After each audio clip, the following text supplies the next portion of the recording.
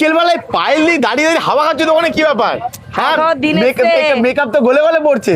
কোথায় মেকআপ রে, কোথায় মেকআপ? মেকআপ না, না মেকআপ না, পায়েলদির মনটাও সুন্দর, পায়েলদির মুখটাও চলে যাচ্ছে। আচ্ছা পায়েলদি, তোমার এখানে দেখলাম আমি দাঁড়িয়েছিলাম, কাস্টমারই 7টা বাজে এখন, অর্ডারের পর অর্ডার দিয়ে যাচ্ছে, এই তো রেডি করো, সব রেডি করো রেডি করো। এই কিছুদিনের মধ্যে তোমার কেমন লাগে রেসপন্স পেয়ে? দারুন দারুন।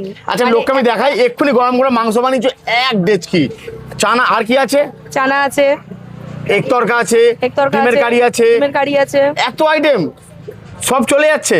হ্যাঁ 100%। রাত্রির 11:30 12টা অবধি দোকানে থাকতে হচ্ছে, আর ওই 12টা 12:30টার সময় আমার আর কিছু খাওয়ার থাকে না, বাড়িতে গিয়ে খাবো বলে। খেতে হয়, হ্যাঁ ছাতু মুড়ি খেতে হয়েছে একদিন, এটা বাস্তব বাস্তব, যেটা কোনোদিন খাই না, সেটাই খেতে হয়েছে, সেটাই খেতে হয়েছে। মানুষ এই ভালোবাসা দিচ্ছে, কেমন লাগছে? খুব আর ভালো সত্যি লাগছে। কথা বলতে গেলে এখন যা গ্যাসের ক্রাইসিস, মানে এত লোক, মানে যে পরোটা বিক্রি করতো আমাদের দাদা, বলছি নাম বলছি না, পরোটা 4 টাকা দাম বাড়িয়ে দিয়েছে, 20 টাকা সহ করে দিয়েছে। পায়েল দি কিন্তু এখন 30 টাকায় তরকারি দিচ্ছে।